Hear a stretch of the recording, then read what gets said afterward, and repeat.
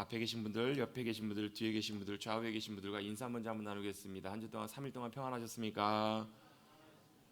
오늘 이 밤에 뵙게 돼서 반갑습니다. 아멘. 다시 한번 마지막으로 이렇게 인사 한번 나누겠습니다. 축복하겠습니다. 당신의 삶을 주님께서 선하게 인도하십니다. 당신의 삶을 주님께서 선하게 인도하십니다. 여러분, 우리가 자주 부르고 좋아하는 찬송, 또 우리 지난 주일날로 불렀던 384장 나의 갈 길 다가도록 예수 인도하시니, 맨 뒷부분에 후렴 부분에 보면 무슨 일을 만나든지 만사형통하리라, 무슨 일을 만나든지 만사형통하리라 라는 이런 찬양의 고백이 있습니다. 우리는 우리말로 이제 만사형통이라고 이렇게 표현이 되어 있는데, 원래 그 형통함 또 평탄함의 원래 성경적인 의미는 뭐냐면, 일들 자체가 아무 일이, 우리는 이제 만사형통하면 아무 어려운 일이 안 생기는 거잖아요. 아무 문제가 안 생기는 거잖아요. 제가 이제 만사형통 말씀드릴 때마다 한 목사님 하셨던 얘기가, 새벽에 이제 새벽 예배 올려고 교회에 오면 어때요? 차가 별로 없잖아요. 거의 없잖아요. 그럼 가로막는 건 딱 하나 뭐예요? 신호등이잖아요. 신호등이 내가 갈 때마다 파란불로 딱딱딱딱딱 맞춰서 열리는 거예요. 그럼 마음이 어떠세요? 마음이 왠지 좋아요. 근데 가다가 신호 팍 걸리는 거예요. 빨간불에. 그럼 고민 안 되세요? 무슨 고민이 되세요?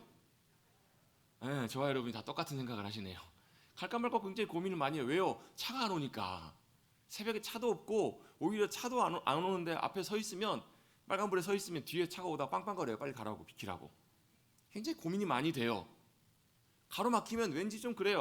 오늘 이렇게 그 신호등이 파란불을 팍팍 켜기면 어때요? 오늘 하루 일진이 좋을지 이진이 좋을지 어떻게 알아요? 그거 전혀 상관없는데 우리의 마음이 그렇잖아요. 일이 팍팍 열리면 참 좋고, 일이 뭔가 이렇게 자꾸 신호 간데 또 다음 신호 또 걸리고 다음 신호 또 걸리고, 여러분 희한하게 몇 번 그렇게 신호 걸리면 몇 분 차이가 나잖아요, 여러분. 그럼 괜히 마음이 불편하고 그래요. 여러분, 하나님이 우리에게 허락해 주시는 인도하심 가운데 주시는 만사형통은 파란불이 계속 팍 켜지는 게 아니에요, 여러분. 때때로 어떨 때는 어때요? 빨간불도 들어오고요. 때때로 어떨게요? 딱 가는 순간에 딱 늦었는데 빨리 가야 되는데 빨간불로 딱 멈춰서 해야 될 그럴 때도 있어요. 여러분, 주님의 인도하심이, 여러분 우리 생각에는 우리의 모든 것이 다 평탄하고 아무런 어려움도 없고 문제도 없을 것 같은 생각을 하신다면 그건 그렇지는 않다라는 거예요. 주님이 우리의 삶을 인도하심 가운데에서도 여러분 여전히 뭐가 우리 가운데 존재하냐면, 어려움도 우리 가운데 존재하고요, 우리 가로막고 있는 장애물도 여전히 있고요, 또 우리가 싸워야 될 싸움도 여전히 있고요, 우리 앞에 문제나 어려움이나 시련이나 이런 것들도 여전히 있다 없다? 있다라는 거예요. 아니, 교회 다니고 예수님 믿고 하나님 믿으면 모든 일들 잘 돼야 되는데 왜 아파요? 왜 사업이 더 안 돼요? 왜 더 어려움이 있어요? 왜 일이 더 잘 안 돼요? 그런 일이 있을 수가 있다라는 거예요.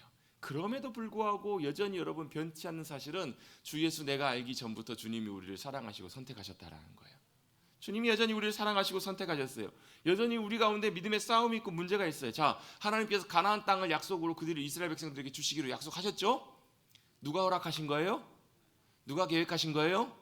누가 주신다고 하셨어요? 그럼 됐네요. 그럼 그냥 들어가면 될 것 같은데, 실제로 이스라엘 백성들이 가나안 땅에 들어가기까지 과정과 여정과 시간들을 놓고 보면, 여러분 그냥 자동문 열리듯이 그냥 그렇게 다 들어가는 것만은 아니었어요. 그들이 믿음으로 순종해야 될 때도 있었고요, 또 믿음으로 담대하게 나가서 싸워야 될 때도 있었어요. 하나님께서 홍해를 갈라주실 때는 물을 갈라놓고 건너가게 하셨잖아요. 근데 요단강을 건너갈 때는 어떻게 건너가게 하세요? 물이 안 갈라졌는데 그걸 들어가래요. 법궤를 메고 언약궤를 메고 들어가래요. 만약에 물 안 갈라지면 어떻게 되는 거예요? 죽는 거예요. 믿음으로 순종을 또 요구를 하세요. 하나님께서 이럴 때 이렇게 하시고 이번에 이렇게 하실 때도 있다 없다? 있다라는 거예요. 첫 성에 갔더니 첫 성이 여리고성이에요. 여리고성은 어떻게 하나님께서 이기게 하세요? 하나님께서 와르르 그 성을 다 무너뜨려 버리세요. 하나님이 다 이겨놓으시고 그냥 들어가서 취하기만 하면 되는 거예요. 근데 그 다음 성은 아이성은 안 그래요. 그 다음 성들은요, 여리고성을 제외한 그 모든 나머지 성들은 다 어떻게 해요? 그들이 무장하고 그들이 나가서 싸워서 이겨야만 했던, 싸워서 그 성을 취하여야만 했던 그런 인도하심이 또 하나님의 인도하심이어야만 했다라는 거예요. 여러분, 여전히 하나님께서 우리의 삶을 인도하셨지만 그 모든 과정에서도 가나안 땅에 전쟁이 있었던 것처럼 마찬가지로 우리의 삶을 하나님께서도 인도하실 때 순종하고 따라가면 모든 것이 형통하고 평탄하게 주님이 인도해 주시는데, 그 가운데서도 여전히 싸움과 여전히 전쟁과 여전히 많은 것들이 있다라는 거예요. 저와 여러분의 삶을 통해서도 여러 가지 이유가 있는데요. 뭐 여러 가지 많은 이유가 있겠죠. 그 이유 중에 하나가 뭐냐면, 하나님께서 우리가 입만 열면 감나무에 감 떨어지듯이 기다려가지고 똑 떨어지듯이 그렇게 주실 것 같지만, 그렇게 주시지 않을 때가 훨씬 많다라는 거예요. 우리의 싸움은 여러분, 우리가 이기는 것이 아니고 하나님 손에 그 승리가 달려있다라는 것을 주님께서는 믿고 순종하고 의지하기를 주님이 원하신다는 거예요. 자, 싸움이 있어요? 문제가 있어요? 장애물이 있어요? 그걸요, 내가 치우는 것이 아니에요. 내가 감당하는 것이 아니고요, 내가 태산을 넘어가는 것이 아니에요. 며칠 전에도 어떤 분하고 제가 어떤 집사님하고 통화를 하는데, 아유 집사님 요즘 잘 지내세요? 한자 조금 얼굴 못 뵀네요. 여쭤봤더니, 아유 목사님 많은 일이 좀 있었어요.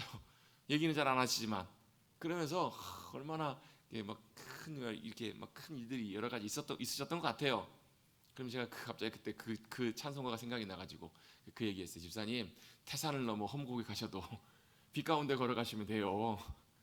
태산을 넘어갈 때도 있어요. 근데 빛 가운데 걸어가시면 된다는 거예요. 여러분, 싸움이 있어요. 그런데 그 싸움을 내가 싸우면 못 이긴다라는 거예요. 전쟁이 있어요. 문제가 있어요. 그걸 내가 내 힘으로, 여러분, 내가 강해서 이기는 것이 아니고요, 내가 대단해서 내가 능력이 있어서 이기는 것이 아니고, 싸울 만한 힘이 있어서 그 싸움을 이기는 것이 아니다라는 것을 주님께서는 그 모든 과정들을 통해서 배워가기를 원하세요. 우리 모두가. 여러분, 믿음이라고 하는 건 그거예요. 여러분, 믿습니다 하고 가는데요, 실제로는 믿습니다 아멘 하고 돌아서서 잊어버리는 것이 우리거든요. 믿습니다 하고 여러분 돌아서서 우리의 시선이 어디로 가냐면 땅으로 가요. 하나님이 이기게 해주시고 승리케 해주시면 여러분, 그 다음에 주님 더 믿음으로 의지하고 순종하며 따라가면 좋은데, 그 순간 여러분 다른 데로 우리의 믿음의 시선이 다른 데로 간다니까요. 그래서 여러분, 끊임없이 우리는 뭘 고백하길 주님이 원하시냐면, 주님, 싸움의 승리가, 이 모든 일들이 결정들이, 바로 모든 것들이 주님께 있다라는 거예요. 자, 오늘 1절 말씀 같이 한번 보겠습니다. 1절 다 같이 한번 읽어봅니다. 시작. 내 하나님 여호와께서 너를 인도하사 내가 가서 차지할 땅으로 들이시고 내 앞에서 여러 민족,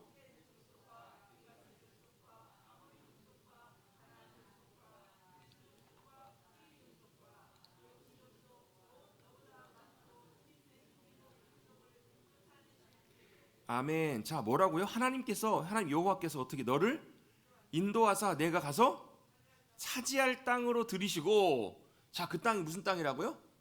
하나님이 인도하셔서 차지할 땅이래요. 아니, 하나님이 주시면 차지하면 되잖아요. 근데 차지할 땅인데 하나님이 예비하셨고 인도하셨고 계획하셔서 우리가 차지하면 되는데, 거기엔 누가 있어요? 가나안 족속들이 있다라는 거예요. 7족속이 있어요. 헷 족속, 기르가스 족속, 아모리 족속, 가나안 족속, 브리스 족속, 히위 족속, 여부스 족속이 있는데, 이 민족들은 너보다 많다라는 거예요. 일단 첫 번째로 숫자가 많아요. 두 번째로 힘이 센 족속이라는 거예요. 자, 숫자도 많네요. 힘도 세네요. 싸우면 누가 이겨요? 힘 세고 숫자 많은 사람이 이기죠, 당연히. 물론 지금은 전쟁이 비대칭성이라고 이렇게 표현을 해요. 전쟁, 그러니까 힘의 비대칭성이라고. 무슨 말이냐면, 군사가 많아요. 여기는 예를 들면 10만 명이고 저기는 100만 명이에요. 싸우면 누가 이겨요? 옛날에는 100만 명이 이겼어요. 근데요, 지금 누가 이기냐면 무기가 더 강력한 군대가 이겨요. 쉽게 말하면 10만 명에 핵폭탄 2방만 있으면 함부로 못 쳐들어와요. 왜 그래요? 여기가 더 힘이 강력하니까. 예전에는 좀 달라요. 근데 옛날에는요, 거의 결정적으로 일단 힘이 세고 강하고, 그리고 군사가 많으면, 숫자가 많으면 거의 이긴다고 봐야 돼요. 자, 그러면 그들이 들어갈 그 땅에는, 그 대적들은 이스라엘 백성들보다 뭐예요? 많고 힘이 세면 누가 이겨요? 당연히 그들이 이기겠죠. 그걸 누가 봤어요? 정탐꾼들이 봤어요. 12명의 정탐꾼 중에서 10명이 가서 그들이 봤더니 그렇게 보여요. 우리가 싸워서 못 이기더라는 거예요. 땅은 진짜 좋은데, 하나님이 약속하시고 예비하신 그 땅은 진짜 좋은 땅인데, 문제는 뭐냐면 우리가 그들보다 힘이 약하고 우리는 아무것도 아니기 때문에 그 땅에 들어가 싸워서 이길 수가 없다라는 거예요. 그런데 여러분, 그 땅에 누가 들어가죠? 여호수아와 갈렙이 들어가요. 이유가 뭐예요? 그들은 그 땅에 들어가게 하실 하나님의 힘과 능력을 그들은 의지하고 본 거잖아요. 여러분 우리 앞에 있는 싸움들이 여러분 세상이 우리보다 훨씬 강해요. 여러분 사탄이 저와 여러분들 훨씬 강하고 어둠의 권세를 우리가 이길 수 있어요 없어요? 우리 못 이겨요. 여러분 우리가 싸우는 대적들과의 싸움은 우리가 이길 수 있는 것이 아니에요. 여러분 우리가 죄와 싸우는데요, 죄와 본성과 싸우면 누가 이길까요? 우리에게 죄를 이길 수 있는 힘과 능력이 없어요. 여러분 넘어져요, 져요. 이기려고 하면 착각이라는 거예요. 싸워서 우리가 이길 수 있다라고 생각하면 그건 착각이에요. 그래서 여러분 우리 잘 아는 말씀 잠언 3장에도 이렇게 우리에게 말씀하세요. 뭐라고요? 너는 네 명철을 의지하지 말고, 네 생각을 의지하지 말고, 네 힘과 능력을 의지하지 말고 뭐 하라고요? 여호와 하나님을 전적으로 신뢰하고 의지하라, 붙잡으라. 왜요? 우리의 힘으로 이길 수 있는 것이 아니라 주님을 인정하고 경외하고 의지하고 붙어 있으라. 왜냐하면 승리는 바로 우리에게 있는 것이 아니라 하나님께 있기 때문에 그래요. 여러분 만나는 많은 문제들이 있을 거예요. 사소한 문제든 작은 문제든 큰 문제든 여러 가지 일들이든 만날 때마다 여러분 그 문제의 승리가 여러분 우리 자신에게 있다고 생각하지 마시고 누구에게 있다고요? 주님께 있다라고 믿음으로 고백하는 것, 그게 바로 우리의 승리의 가장 중요한 비결이라는 거예요. 여러분 이 싸움에서 우리가 잊지 말아야 될 것이 바로 이거예요. 승리는 우리에게 있는 것이 아니라 하나님께 있다. 그래서 여러분 우리가 왜 기도해야 되는가? 기도는 여러분 뭐 하는 거예요? 기도는 뭐 하는 거냐면 바로 나를 의지하는 자세를 내려놓고 나를 의지하지 않고 뭐라고요? 주님을 붙드는 것이 바로 기도라는 거예요. 그래서 여러분 기도는 뭐 하는 거냐면 내가 주님 안으로 들어가는 거예요. 바로 주님 안에 내가 들어가고 거하는 것, 바로 그것이 진정한 기도의 의미예요. 그래서 여러분 기도의 능력은 바로 나에게 있는 것이 아니라 주님께 능력과 승리가 있다는 것을 고백하게 될 때 그 기도의 능력이 저와 여러분의 능력이 될 줄로 믿습니다. 그래서 여러분 기도함을 엎드리셔야 돼요. 기도는 뭐라고요? 내가 나를 의지하는 것이 아니고 이 승리가 나에게 있는 것이 아니라 주님께 있습니다라고 믿음으로 고백하는 거예요. 여러분 오랜 동안 여러분 해결되지 않는 많은 문제들 갖고 계신 분들 계실 거예요. 또 내가 감당할 수 없는 큰 문제들 뿐만 아니라 여러분 작은 문제, 사소한 문제일지라도 여러분 우리가 기도함으로 주님 앞에 믿음으로 나가서 의지해야 될 이유는 뭐냐면 승리가 우리에게 있는 것이 아니라 주님께 있기 때문에, 힘과 능력이 나에게 있는 것이 아니라 주님께 있기 때문에 큰 문제를 만났어요.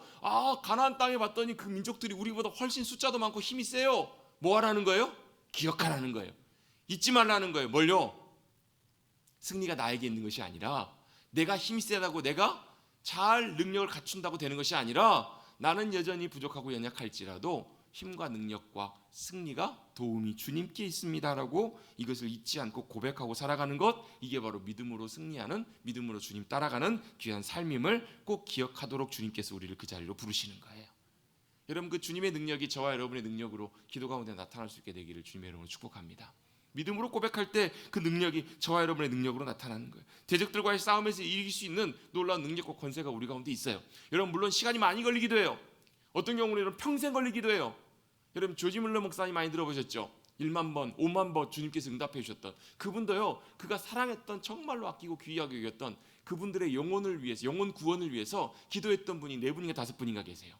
그런데 여러분 그분들이 예수님께로 돌아오긴 돌아왔는데 언제 돌아왔어요? 그분이 돌아가실 때 평생 기도했던 그분들, 그 영혼들 위해서 기도했던 그분들이요 장례식장에서 주님 앞에 돌아오고요, 또 그분 조지 물러 목사님 돌아가신 다음에 주님 앞에 돌아오기도 해요. 빨리 좀 응답해 주시지, 역사해 주시지. 아마 제가 모르긴 모르지만 조지 물러 목사님이 아마 돌아가실 때 분명히 그걸 믿고 돌아가셨을 거예요. 뭘요? 우리의 기도 가운데 주님께서 능력 가운데 역사하실 것을 믿고 돌아가셨을 거예요. 여러분 바로 그것이 진정한 믿음이잖아요. 여러분 힘과 능력과 승리가 우리에게 있지 않다라는 것을 여러분 우리가 깨닫는다면 여러분 그 문제를 가지고 주님 앞에 나가시되 승리가, 능력이 주님께 있음을 고백하시고 붙잡고 주님의 놀라운 능력 가운데 놀랍게 주님이 역사하시도록 믿음 가운데 나가는 우리 모두가 되시기를 간절히 주님의 이름으로 축복합니다. 큰 일이든 작은 일이든 중요한 일이든 사소한 일이든 모든 상황 속에서 우리의 승리가 하나님께 있음을 놓치지 않고 고백하는 것, 우리의 시선과 우리의 믿음의 눈을 이 땅에 두는 것이 아니라, 상황에 두는 것이 아니라, 가나안 족속들에게 두는 것이 아니라 바로 주님께 향하여 두는 것, 이것이 굉장히 중요한 일이라는 거예요. 여러분 성경에 나와 있는 믿음의 사람들, 믿음으로 주님과 동행했던 하나님의 사람들은 다 이걸 알고 경험해 갔던 사람들이잖아요. 다 뭐라고 고백해요? 다윗도 이렇게 고백하잖아요. 나의 힘이 되신 여호와여, 내가 주님을 사랑합니다. 주님이 내 요새가 되시고 반석이 되시고 피할 바위가 되시고 나의 능력이 되시고 나의 도움이 되시고 나의 생명을 붙들고 계시는 주님이십니다. 사도 바울은 뭐라고 고백해요? 내가 약할 때 주님이 강하십니다. 내가 약함을 인하여 오히려 자랑합니다. 여러분 약함을 자랑하십시다. 못하실 거래요 잘? 여러분 내 장점을 자랑하고 내가 잘하는 것들을 여러분 드러내고 자랑하지. 여러분 내 약하고 부족하고 연약한 것들 여러분 감추고 싶었던 그런 것들 여러분 그런 것들 자랑하고 싶은 사람이 누가 있겠냐고요.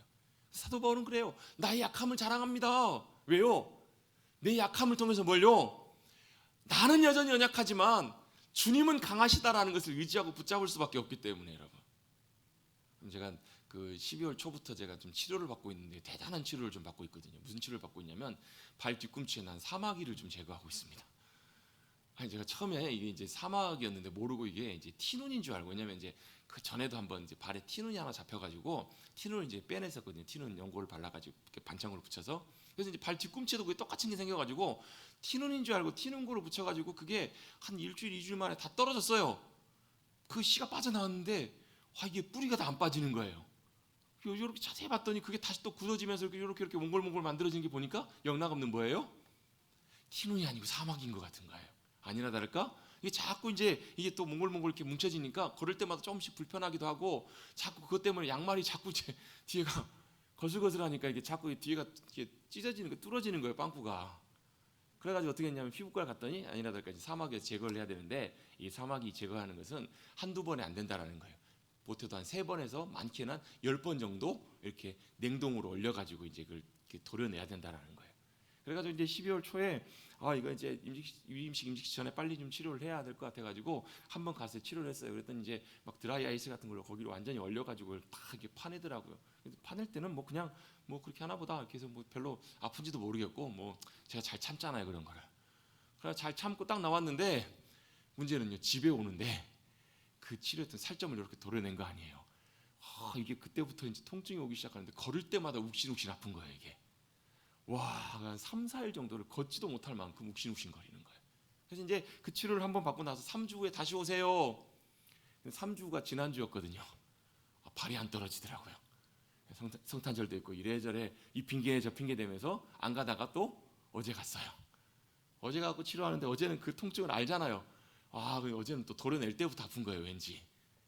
집에 오는데 너무너무 아파가지고요 걷기가 너무너무 쉽지가 않아요. 걸을 때마다 무슨 생각이 들어요? 아이고 아버지, 아이고 주님 그런 생각이 들어요.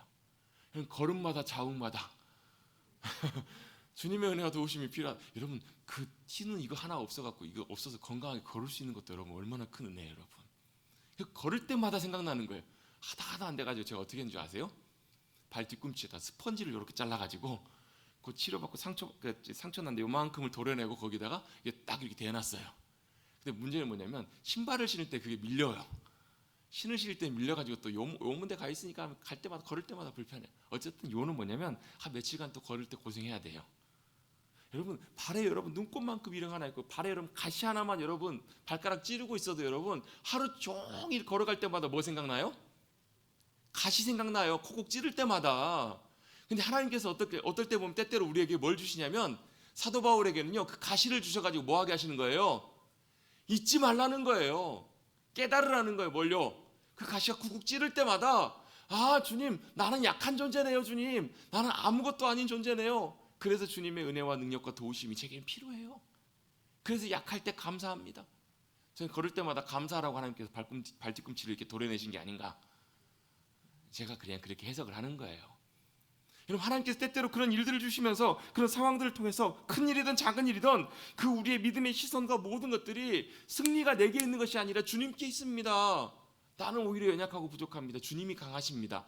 이렇게 믿음의 시선을 두도록 주님께서 우리의 삶을 인도해 주실 줄로 믿습니다. 가나안 땅을 주님께서 주신다고 약속하셨어요. 그곳으로 나아가게 하셨어요. 우리를 이끄셨어요. 근데 여전히 거기에는 뭐가 있어요? 우리보다 많고 강한 민족들이 거기 가운데 있어요. 그래서 뭐 하라고요? 우리의 시선을 주님께로 향하여 두라는 거예요. 주님께 승리가 있기 때문에. 여러분 그 주님의 놀라운 승리를 맛보고 나가시는 승리를 주시는 그 주님께로 믿음의 시선을 두시는 저와 여러분 되시기를 간절히 주님의 이름으로 축복합니다. 두 번째로 주님께서 말씀하신 명령이 그것입니다. 2절입니다. 내 하나님 여호와께서 그들을 내게 넘겨 내게 치게 하시리니 주님께서 넘겨주셔서 승리하게 하신대요. 그 승리를 하게 하실 때 그들을 어떻게 하라고 말씀하시냐면 그들을 진멸할 것이요 그들과 어떤 언약도 맺지 말고 불쌍히 여기지도 말고 그들 자녀들을 혼인하게도 하지 말라라고 주님께서 말씀하세요. 그들을 용납하지 말고 완전히 자비를 두지 말고 그 땅에서 없이 해버리라라고 말씀을 하세요. 자, 이 말씀만 이렇게 액면 그대로 보면 하나님은 잔인하신 하나님이세요. 그렇죠? 하나님은 용서도 없고 사랑도 없고 잔인하신 하나님이시라고 우리가 생각하기가 참 쉬워요. 근데 여러분, 하나님께서 만약에 하나님의 자비와 긍휼이 없으시고 이렇게 잔인하신 하나님이셨으면 이 땅은 이미 없어져 버렸을 거예요. 이 땅은 이미 뭐 불로 뭐 모든 것을 다, 여러분 그 우주 이렇게 보다 보면 우주에 보면 별들이 굉장히 많잖아요. 몇 개나 돼요? 우리 인간의 지식으로는 도저히 셀 수 없을 만큼 우주가 우주가 넓고요, 많고요. 별도 헤아릴 수가 없어요. 얼마나 우주가 넓은지 사실 알 수도 없어요. 지금 얼마 전에 지난주인가요? 그 망원경, 우주 망원경이 하나가 발사가 됐어요. 그 30년 전에 허블 망원경이라고 지구 바깥에 쓰는 망원경이 있어가지고 우주를 관측하는 망원경이 있는데 그것과 이제 더 훨씬 고성능의 더 먼 곳에 가서 엄청난 우주의 방대한 정보와 자료들을 이제 측정할 수 있는 망원경을 이제 발사를 했어요. 그 망원경이 발사돼서 그것에서 들어오는 정보와 지식들을 통해서 우주에 대한 많은 것들을 우리가 알게 되겠죠. 아무리 우리가 알고 헤아린다고 한들 우리가 이 우주를 다 헤아릴 수가 없어요, 여러분. 우리가 우주 끝에 가본 사람도 없고요. 어떻게 우주의 끝이 어딘지도 알 수도 없어요. 헤아릴 수도 없잖아요. 그만큼 우주가 방대하고 대단해요. 여러분, 그만큼 우주가 크고 대단한데요. 하나님께서 만약에 여러분 그 우주 가운데 하나 별 없애시려면 간단하게 없애실 수 있잖아요. 혜성 하나만 딱 보내시면요. 옛날에 여러분 저 어렸을 때 헨리혜성 기억나세요? 한 30년 전인가 그랬던 것 같아요.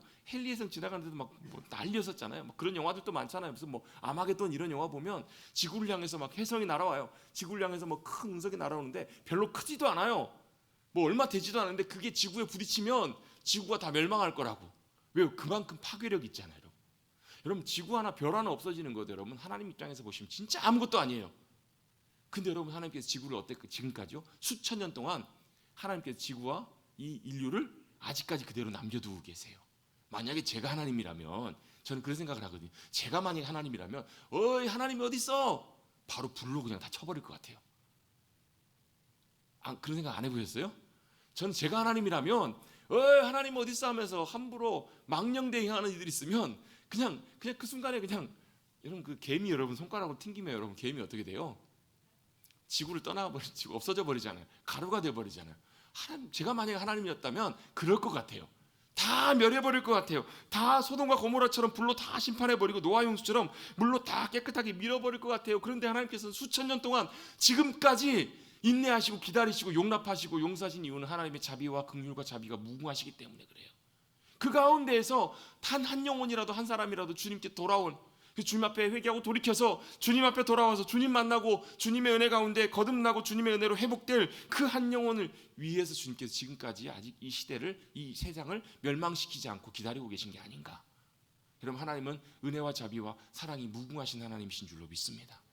그 하나님이 사랑하시기 때문에 용납하시지 않는 거예요. 그 땅을 진멸하라는 말씀은 그 땅을 사랑하시지 않기 때문에가 아니라 그들의 기회는 이미 지나갔어요. 여러분 죄송한 얘기지만 그들은 하나님께서 수백 년 전에 그 땅에 아직 그들의 죄악이 관영하지 않았기 때문에 하나님께서는 수백 년의 시간을 더 기다려 주신 거예요. 니느웨 있죠. 니느웨 요나서 하시잖아요. 요나가 니느웨에 가서 복음을 전하기를 싫어했던 이유가 뭐냐면 이런 거예요. 우리에게 있어서 일본 사람들과 같은 그런 거예요. 니느웨는 워낙 악독하고 그 요나가 생각할 때는 니느웨 사람들은 하나님이 심판하셔도 100번은 더 심판하셔야 될 민족이라고. 잔인하고 악독하고 얼마나 그들의 폐악이 얼마나 이렇게 했는지 요나는 도저히 그걸 받아들일 수가 없었던 거예요. 그 성에 가서 하나님의 심판을 경고를 메시지를 전하고 하나님 앞에 돌이키라고 안 그러면 회개하라고 안 그러면 너희 성이 멸망할 거라고 이 메시지를 요나가 전하기를 싫어했던 거예요. 여러분 그렇잖아요. 여러분 용서할 수 없는 사람들 향해 가서 하나님께서 복음의 은혜의 복음을 전하라고 하면 여러분 그게 전하는 거 쉬우시겠어요? 안 하시겠어요? 어렵겠죠. 원수 사랑하는 것도 어려운데 그 요나가 그래서 툴툴거리다가 하나님 차라리 나를 절 죽여주세요 하면서 반대로 가다가 자기 바다에 던졌 그게 뭐예요 여러분? 난 죽어도 안 가겠다는 거잖아요. 그 배에서 던져질 때 여러분이 만약에 배에 던져지면 죽는데 여러분 나 던져라고 그럴 분 있으시겠어요? 나 죽겠노라. 그 말은 뭐예요? 나 죽겠노라는 거예요. 나 차라리 하나님 죽으면 죽었지 절대로 니느웨 가서 복음 못 전하겠다고. 근데 어떻게 해요? 자기 죽었는데 죽은 줄 알았는데 어떻게 하나님께서 그 요나도 하나님께서 살리시잖아요. 물고기를 준비하셨다가 정확하게 거기서 입을 딱 벌리고 계시다가 옴 하시잖아요. 정확한 타이밍에 3일 동안 수월이라는 말은 사실 음부라는 말하고 비슷한 말이에요. 사실 뭐 지옥과 같은 곳에 죽음의 골짜기에 사실은 요나가 떨어진 거잖아요. 근데 다시금 하나님께서 3일 만에 그를 땅으로 토해내게 하세요. 그래서 하나님 예수님께서 요나의 기적 말고는 내가 너에게 보일 기적이 없다라고 지금 말씀하시잖아요. 그 의미가 사실 그 의미예요. 요나도 사실 거의 죽음에 뭐 들어갔다 나온 거하고 똑같아요. 예수님께서도 죽음에 들어가실 때 음부에 가셨다가 다시 나오셨잖아요. 요나도 거의 죽었다 다시 산 거예요. 그리고 다시 니느웨로 가는데 그런 과정들을 겪었으면서도 요나가 그걸 받아들이지 못해가지고 3일 길을 가야 되는데 하루만 전해요. 그것도 어떻게 전했을까요? 회개하라. 너희가 돌이키지 않고 죄악 가운데 떠나지 않으면 너희 이 니느웨 성 가운데 멸망이 올 것이다. 그렇게 한 것이 아니고 제가 볼 때는 들릴랑 말랑 회개하라. 안 그러면 하나님께 너희 성 멸망하실 것이다. 그것도 하루길만 가다가 하루길만 전하고 그냥 나와버려요. 근데 여러분 그 소리를 듣고 누가요? 왕부터 모든 백성들이 그 음성 가운데 듣고 회개하고 돌이켜서 주님 앞에 엎드려요. 하나님께서 그 성을 멸망시키세요? 안 하세요? 안 시키세요. 그런데 안타깝게도 하나님의 용서와 은혜가 임했던 그 성이 다시금 그 자리를 떠나가지고요 100여 년이 시간이 지났을 때 그 아수르가 이 역사상 이거 고고학자들이 니느웨는 발견을 못했었어요. 뭐 한 100여 년 불과 100여 년까지 그래서 사람들이 생각하기 니느웨는 그냥 허상의 도시였을 거다, 상상 속의 도시였을 거다라 말할 만큼 하나님께서 그 땅을 홍수로 완전히 그 땅을 다 덮어버리세요. 그게 어디 나오냐면 나훔서에 보면 그 얘기가 나와요. 나훔에 보는 메시지가 니느웨를 향한 경고인데 100여 년 지난 다음에 니느웨를 하나님께서 완전히 이 역사상 없애버리시는 그런 일들을 행하신다라는 거예요. 가나안 족속도 똑같아요. 하나님께서 아브라함이 그 땅에 들어갔을 때는 아직 하나님께서 그 땅을 다 진멸하실 만큼 그들의 죄악이 관영하지 않으셨던 것 같아요. 여러분 하나님은 여러분 공의로우신 하나님이십니다. 하나님은 모든 것들을 하나님의 기준으로 완벽하게 판단하시고 심판하시는 하나님이세요. 그럼 하나님의 결정이 옳으신 거예요. 그리고 나서 얼마만큼요? 400여 년의 시간이 지난 다음에 그 땅에 다시금 가나안 족속들 이스라엘 백성들을 돌아오게 하실 때는 하나님께서 그들을 완전히 진멸하실 때가 된 거예요. 첫 번째는 하나님께서 그들을 완전하게 진멸하실 이유가 바로 그 이유였고요. 또 두 번째는 하나님은 사랑하시기 때문에 누구를 더 사랑하시냐면 하나님이 선택하신 이스라엘 백성들을 사랑하셨기 때문에 그 땅을 정결하게 하기를 원하셨던 거예요. 그 땅의 모든 죄악과 모든 불의와 모든 것들을 하나님께서 하나도 남기시지 않고 깨끗하게 하시기 위해서 그 땅의 모든 것들을 다 쓸어버리라고 주님 말씀하신 거예요. 자, 여러분이 자녀들을 향해서 집을 하나를 이제 준비해 줬어요. 그럼 여러분 그 집을 여러분 최대한 할 수 있는 만큼 좋은 집을 준비해서 주시겠죠? 막 밭집에 들어갔더니 막 쥐가 한 동네 동민이에요. 한 집 주민이에요. 다다다다다다. 예전에 그런 집 많았었잖아요. 저도 어렸을 때 자고 있으면 우리 집 식구가 저희 식구가 4명이었는데 한 9명 10명 되는 것 같더라고요. 왜요? 막 몇 집이 2층에 같이 살아요. 다다다다다 걸어다니고 막 우리 집 양식도 같이 나눠 먹고 같이 막 배변도 같이 하고 막 주똥들이 얼마나 많았어요 옛날에. 여러분 그런 집 여러분 주고 싶지 않으시잖아요. 깨끗하고 뭐 병균도 없고 뭐 벌레도 없고 뭐 개미 바퀴벌레 이런 집 여러분 들어가는 거 여러분 참 어렵잖아요 여러분.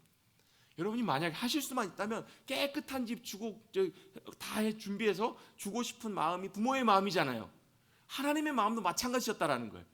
이스라엘 백성들이 들어갈 그 땅을 정결하고 온전하고 깨끗하게 왜? 죄는요 오염시키거든요. 여러분 요즘 귤 많이 드시잖아요. 귤 박스에 귤 하나 썩으면 여러분 주변에 있는 귤 썩는 거 여러분 굉장히 심하잖아요. 그럼 제가 자주 드릴 말씀 있잖아요. 과일청 담글 때 병을 깨끗하게 소독하지 않으면 자칫 잘못하면 어떻게 해요? 곰팡이 때문에 그거 다 썩어서 버려야 될 일이 생길 수가 있다라는 말이에요. 하나님께서는 그런 관점으로 이스라엘 백성들에게 들어갈 그 땅을 깨끗하게 정결하게 완전하게 정결하게 하신 다음에 하나님의 백성들이 그 가운데 거룩하게 하나님과 함께 살아갈 수 있도록 하시는 하나님의 사랑의 배려가 바로 이 안에 담겨 있다는 거예요. 여러분 하나님께서는 우리와 그 땅 가운데 온전하게 거룩하신 하나님을 모시고 살아가는 그 하나님으로 함께 살아가기 원하신다는 거예요. 여러분 그렇게 섬기지 않으면요 그게 준비되지 않으면 그들과 함께 관계를 맺고 그들이 그 땅에 함께 살아가면 반드시 부정적인 영향을 미쳐요. 여러분 우리는 우리의 영혼 가운데 우리가 여러분 세상에 떠나 살아갈 수는 없잖아요 여러분. 그렇죠? 세상에 떠나가서 여러분 우리가 뭐 속세를 떠나 살아갈 수 없어요 여러분. 그리스도의 삶은 속세를 떠나 살아가는 삶도 아니에요 여러분. 다만 우리의 영혼에 하나님이 구별하시는 거룩한 성벽을 잘 지키고 살아가는 것이 중요해요. 제가 자주 말씀드리는 표현이 있잖아요 여러분. 배는 어디 있어야 돼요? 산에 있으면 그거는 그냥 전시품입니다. 배가 산에 있으면요 카페가 됩니다. 그래 여러분, 배 산에 있으면 여러분 멋진 카페가 돼요. 근데 배가 더 이상 배는 아니에요. 배는 어디 있어야 돼요? 바다에 있어야 돼요. 물에 있어야 돼요. 그리스도인들은 어디 있어야 돼요? 주님이 보내신 그 부르신 그 자리에 있어야 돼요. 가정에 있어야 되고 세상에 있어야 되고 직장에 있어야 돼요. 그런데 그 가운데 있지만 우리의 거룩한 구별되는 그 성벽들이 함부로 무너지면 그대로 끝이에요. 여러분, 배가 바다에 있어야 되는데 바닷물이 자꾸 배로 들어와요. 어떻게 돼요? 그 배는 침몰하는 거예요. 물이 들어오면 어떻게 끊임없이 퍼내야 돼요. 구멍 뚫어진 데 있으면 어떻게 해야 돼요? 빨리 수리하고 막으셔야 돼요. 그래야 여러분 거룩하게 구별된 하나님의 백성이 배가 배로서의 역할을 감당하고 삶의 자리에서 승리할 수 있다는 거예요. 여러분, 저와 여러분의 삶의 자리 가운데 구멍 뚫려서 파손된 믿음의 배 되지 마시고 온전하게 주님 앞에 거룩하게 구별된 귀한 배로 세워지셔서 구원의 방주 역할을 하시고 그곳에서 주님의 놀라운 영광과 복을 나타내시는 귀한 믿음의 백성들이 되시기를 주님의 이름으로 축복합니다. 하나님께서는 그 땅을 거룩한 생명의 땅으로 지키시고 보존하기를 원하셨어요. 여러분, 죄는 하나님께서 용납하실 수 없어요. 그걸 다 멸하시고 완전히 용납하실 수 없는 죄이기 때문에 다 소멸돼 버려요. 죄는 여러분 또 결정적으로 생명이신 하나님과 반대되는 자리에 있어요. 왜요? 죄는 뭐와 연결되냐면 죄는 사망과 연결되기 때문에 그래요.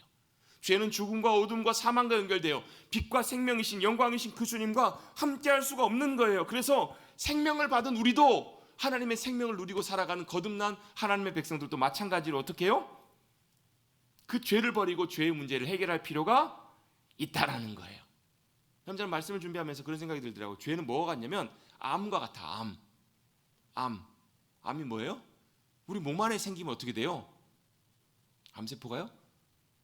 생명을 갉아먹어요. 결국 그 암세포를 해결하지 못하면, 암을 이기지 못하면 결국 사로잡히면 생명이 소멸되어 죽어가잖아요. 여러분, 그 뉴스를 보니까 호랑이도 사자도 암이 있다 그러더라고요. 초식동물보다 육식동물이 조금 더 많다고 하고 호랑이, 사자도 암 걸려서 죽는다고 해요. 암은 뭐예요 여러분? 우리 안에 건강한 몸 안에 들어와서 뭘요? 정상적인 세포를 죽음으로 바꿔버리는 거잖아요. 그래서 여러분 뭐 해야 돼요? 암에 걸리면 어떻게 해야 돼요? 암을 제거해야 돼요. 몸을 죽이는 암을 제거하고 수술하고 치료를 해야 되는데 여러분 요즘 그렇게 여러분 의학기술이 발달하고 그 의학기술이 여러분 상상을 초월할 만큼 많이 발전했음에도 불구하고 여전히 해결되지 않는 문제들이 많이 남아있잖아요. 여전히 여러분 암 치료받는데 제거하고 수술하고 난 다음에 여러분, 그래서 여러분 암 치료하면 꼭 뭘 해야 돼요? 그 다음에 암 수술하고 난 다음에는 방사선 치료를 해야 돼요. 또 항암 치료를 꼭 해야 돼요. 왜요? 그 암의 뿌리를 완전하게 다 뿌리 뽑아야 되잖아요. 완전히 죄를 다 제거해야 된다는 거예요.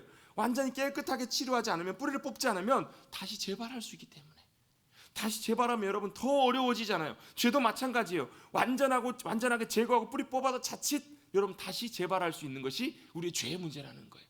우리의 본성의 문제라는 거예요. 그래서 하나님께서는 그 땅에 사는 사람들과 세상과 어떤 언약도 맺지 말고 쳐다도 보지 말고 혼인도 하지 말고 관계도 맺지 말라라고 지금 말씀하세요. 여러분, 이 말은 여러분 단순히 여러분 세상과 절단하라 그것이 아니라 철저하게 세상과 악한 것들에 대해서 거룩하게 구별되고 차단돼야 될 것들을 말씀하고 계시는 거예요. 여러분, 우리가 거룩한 백성으로 세워지면 세워질수록 여러분 세상 가운데 가서도 여러분 우리가 영향받지 않고 흔들리지 않아요. 담대하게 설 수 있어요. 그것이 여러분 정말로 주님이 원하시는 하나님의 귀한 복된 그리스도인들의 삶의 모습이라는 거예요. 하나님께서는 저와 여러분을 그렇게 선택하시고 불러주신 줄로 믿습니다. 하나님께서 저와 여러분을 그런 존재로 불러주신 거예요. 부르셨고 뭐 하기를 원하시는 거예요? 거룩하게 보존되어서 잘 세워져서 거룩한 주님의 복의 통로로 삼으셨다라는 거예요. 같이 한번 고백하겠습니다. 나를 하나님께서 거룩한 백성으로 복의 통로로 부르셨습니다. 선택하셨습니다. 세워가실 것입니다. 아멘. 그래서 여러분 때때로 여러분 가족 가운데서도 불신 가족들 있잖아요. 믿지 않는 가족들 있잖아요. 관계 속에서도 여러분 이거 잊지 마셔야 된다는, 우리 복의 통로로 주님이 우리를 불러주셨다고. 그래서 그 가운데서 뭘요? 주님의 생명을, 주님의 거룩하심을 흘려보내는 그런 귀한 통로가 되기를 주님은 원하세요. 그것을 위해서 어떻게 해요? 우리가 거룩하게 잘 구별되고 세상과 타협하지 않고 다니엘처럼 뜻을 정하여 주님의 길들 가운데 나아가게 되면 누가요? 주님의 뒷받침이 함께 하신다라는 거예요. 여러분, 하나님께서 기뻐하시면, 하나님께서 저와 여러분을 기뻐하시면 저와 여러분의 일 가운데 주님이 책임지시고 주님의 일들을 이루어 가십니다. 이스라엘 백성들이 하나님의 언약 가운데 순종해서 여러분 그들과 타협하지 않고 하나님의 말씀에 순종해서 그 길들을 걸어가게 됐을 때, 만약 그렇지 않고 그들과 타협하고 여러분 그들과 혼인관계를 맺고 그들이 살아가는 삶의 방식대로 세상에서 의지하는 것들, 세상에서 좋아하는 것들 따라갔을 때 어떻게 해요? 하나님께서 갑자기 그들을 진노하셔서 멸하실 수도 있다라고 주님 말씀하시잖아요. 4절에 보면 그렇게 주님께서 멸하세요 안 하세요? 하시는 역사가 구약의 역사잖아요. 여러분, 저와 여러분의 역사라는 거예요. 그래서 어떻게 하라고요? 그 자리를 벗어나서 빗나가서 어떻게 해요? 주님이 말씀하시고 원하시는 그 귀한 자리로 주님은 나오도록 주님이 원하신다라는 거예요. 하나님이 저와 여러분을 기뻐하시면 하나님의 놀라운 일들을 주님께서 저와 여러분의 삶을 통해서 행해 가십니다. 아멘. 이름만 되면 알만한 목사님이 그런 간증을 하세요. 본인이 그 교회 처음 부임하셨을 때 벌써 한 30년 전 이야기인데요. 그 교회 부임하셨을 때 그 교회가 굉장히 큰 교회 때 섬기셨던 교회가 큰 교회가 가지고 이제 뭘 해야 되냐면 교회 건축을 해야 되는 상황이었던 거예요. 여러분 한 30년 전에 그때는요. 교회 한국 교회가 굉장히 그 양적으로 많이 성장할 때였어요. 하나님께서 은혜를 부으셔서. 저 어렸을 때 기억이 80년대 막 70년대부터 해서 80년대 지나갈 때는요. 십자가만 세우면 사람들이 막 모여들었었어요. 그리고 교회 건축들을 많이 하고 막 그만큼 사람을 수용할 수 없을 만큼 하나님께서 많은 영혼들을 보내주셔서 교회가 막 그렇게 세워질 때예요. 그래서 여러분 보세요. 지금 뭐 역사적으로 오래된 교회들 말고 한국의 대표적인 교회들, 세워진 교회들 보면 거의 다 70년대 후반부터 80년대 초반에 세워진 교회들이 굉장히 많아요. 이름만 되면 뭐 유명한 그런 교회들 보면 그 시대였기 때문에 그런 흐름들 쏙 지나오는데 그때 이제 부 목사님 부임하셨던 교회도 이제 너무 성도들이 많아져가지고 막 몇 부 예배를 드리다 보니까 성전을 건축해야 되는 그런 상황이 된 거예요. 성전을 건축하려고 목사님 모시기 전부터 교회가 준비를 했는데 대략 어느 정도 선에서 준비를 해야 될까 봤더니 한 30몇 년 전에 그때 한 50억 정도 교회 건축을 해야 될 정도가 된 거예요. 그럼 그 당시 50억이면 여러분 엄청나게 큰 금액이잖아요. 지금으로 치면 글쎄 한 제가 생각할 땐 최소한 뭐 한 3, 400 이상은 아마 되지 않을까. 4, 500 아마 10배 가까이 되지 않았을까 제 생각에는 그래요. 그러니까 굉장히 큰 규모의 이제 성전 건축을 앞두고 있는 상황이에요. 근데 그 목사님이 가셔가지고 첫 주에 부임하자마자 무슨 설교를 하셨냐면 이런 설교를 하신 거예요. 자, 우리가 그걸 준비하고 있고 계획하고 있다고. 근데 우리 성도들도 우리 하나님의 것이기 때문에 10분의 1, 11조 하잖아요. 우리도 교회도 11조를 먼저 주님 앞에 드립시다. 먼저 우리가 성전 건축하기 전에 10분의 1을 먼저 주님 앞에 드립시다. 그래서 그 10분의 1인 그 금액을 가지고 우리가 하나님의 교회를 먼저 개척해 세웁시다 해가지고 교회 건축을 하기 전에 먼저 뭘 했냐면 그 교회 다른 교회를 개척을 해서 그 교회 이름으로 해가지고 개척을 해서 교회를 세운 거예요. 여러분 50억 공사를 하는데 10분의 1 여러분 그것도 얼마나 큰 돈이에요. 마침 참 감사하게 그 교회에서 기도하면서 그동안에 재정으로 모아뒀던 돈이 딱 그만큼 된 거예요.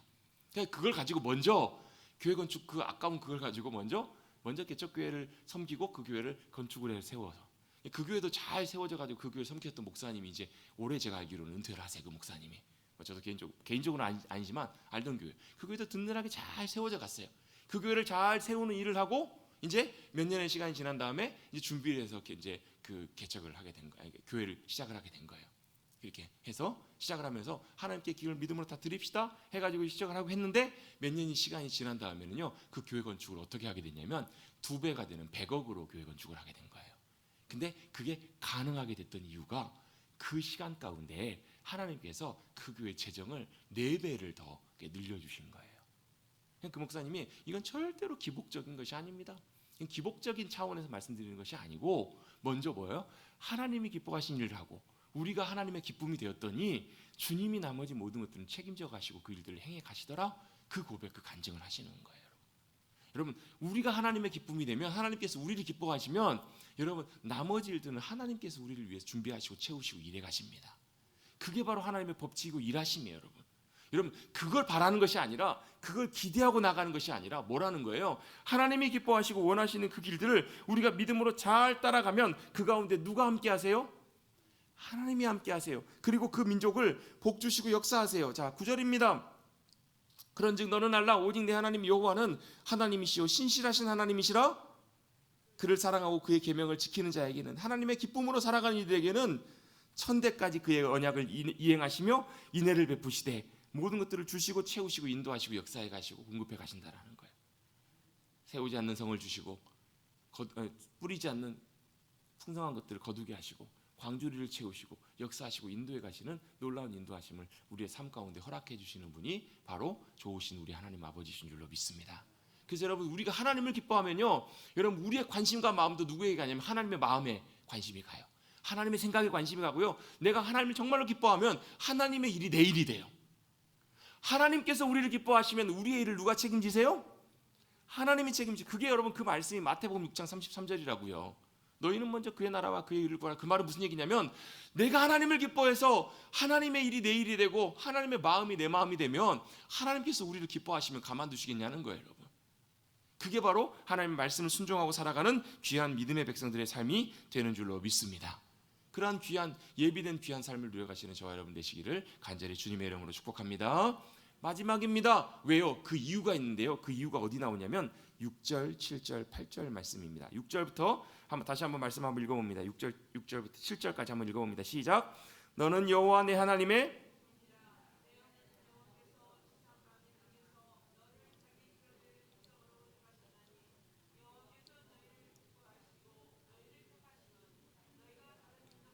수요가 많기 때문이 아니니라. 너희는 오히려 모든 민족 중에 가장 적으니라. 아멘. 하나님께서 뭐라고 말씀하시냐면 너희는 하나님의 거룩한 성민이래요.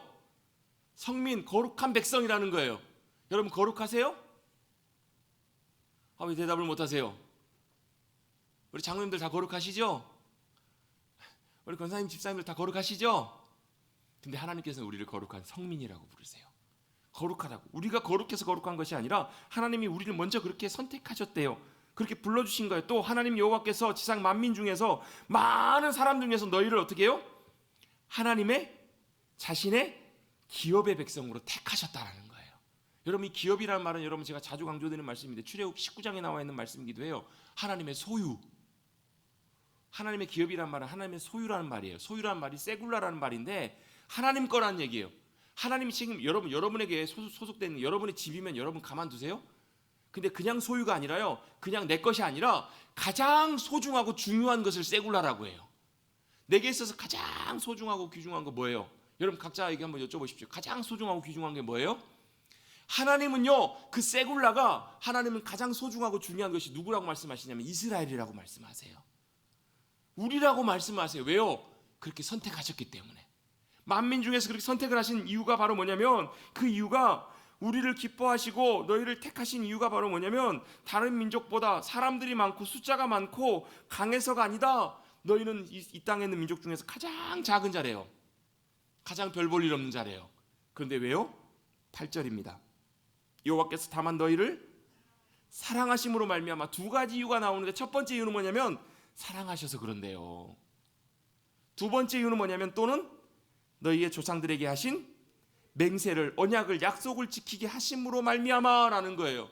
두 가지 이유예요. 하나님께서 저와 여러분을 선택하시고 거룩한 성민 삼으시고 하나님의 기업 세굴라 그렇게 삼으셔서 함께 하시며 우리의 삶에 승리를 주시고 인도하시고 역사해 주시는 이유가요.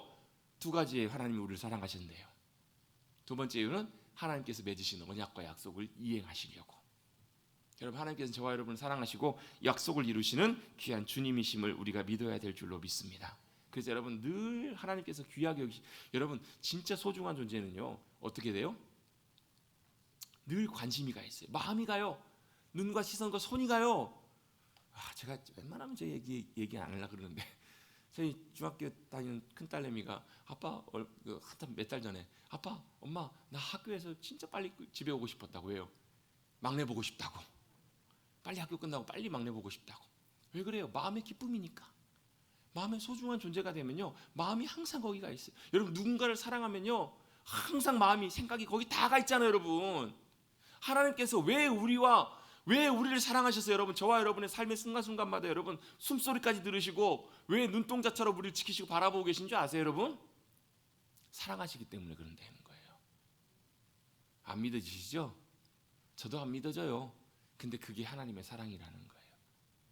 믿어지지 않아도 여러분 하나님의 사랑은 영원토록 변치 않고 2000년이 지난 지금 이 순간까지도 여러분 변함없는 사랑으로 그 증거가 뭐예요?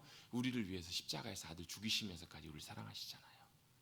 변치 않는 증거가 있어요. 증거가 2000년이 지난 지금까지도 여러분 저와 여러분이 변치 않는 증거 가운데 서 있을 수 있다는 거예요. 아직도 연약한 죄인이 우리를 위해서 죽어주시고 사랑해 주신 그 하나님의 사랑이 우리 가운데 있기 때문에 하나님의 눈과 손과 마음이 항상 우리에게 가 있다는 거예요. 여러분 그런 하나님의 백성들이 여러분 더러워지고 망가지고 그러면 여러분 하나님께서 얼마나 마음 아프시겠냐고요. 그래서 어떻게 해요? 거룩하게 구별되라. 거룩하게 세워져라. 저와 여러분이 대단해서 여러분 하나님께 선택하신 것이 아니라 하나님이 사랑하셔서 저와 여러분을 선택해 주신 줄로 믿습니다. 하나님이 기뻐하셔서 저와 여러분을 언약 가운데 나오게 하셨다라는 거예요. 우리가 때때로 신실하지 못해도 하나님은 그 언약을 지키신 하나님, 언약을 이행하시는 거룩하신 하나님, 신실하신 하나님이심을 믿고 의지하시고 그 주님을 꼭 붙잡고 믿음 가운데 나가시는 저와 여러분 되시기를 주님의 이름으로 축복합니다. 그렇게 사랑하시고 선택하셨기 때문에 권능의 팔로 우리를 속량하셨어요. 우리를 구원하셨어요. 그렇다면 우리도 그 주님 손 꼭 붙잡고 말씀에 순종해서 그 주님과 동행하며 나가시는 하나님의 기쁨으로 살아가시는 저와 여러분 우리 모두가 되시기를 간절히 주님의 이름으로 축복합니다. 아멘.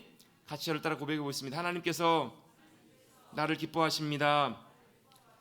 나도 하나님의 기쁨으로 살기 원합니다. 여러분 그렇게 믿음으로 고백하시고 새롭게 시작하는 2022년도에는 더 주님의 기쁨으로 자라가시고 더 주님의 기쁨으로 변화돼 가시고 영적으로 주님 기뻐하시는 귀한 모습으로, 그래서 내년도 표를 미리 말씀을 드리면 재미가 없지만 내년도 표는 범사의 그리스도에게까지, 범사의 주님에게까지 자라가는 한 해, 주님께로 더 귀하게 자라가시고 닮아져 가시는 저와 여러분이 되셔서 주님의 기쁨으로 살아가시는 우리 모두가 되시기를 다시 한번 주님의 이름으로 축복합니다. 축복합니다. 435장 우리 함께 찬송하고 기도하고 주기도문으로 예배 마치겠습니다. 435장입니다.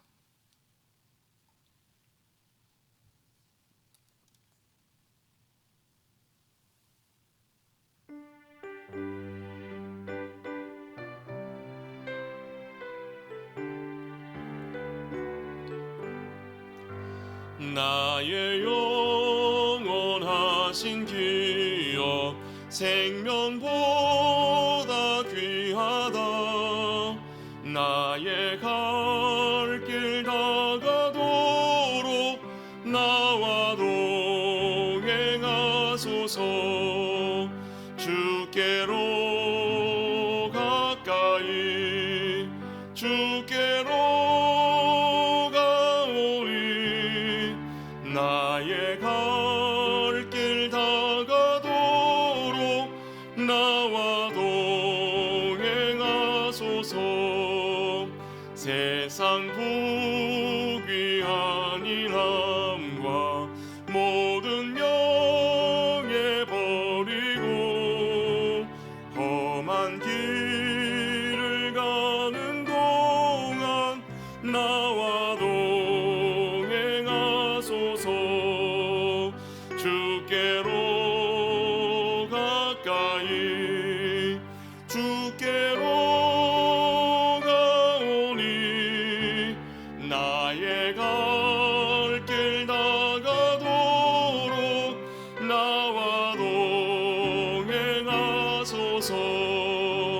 어두운 골짝 지나가며 험한 바다 건너서 전국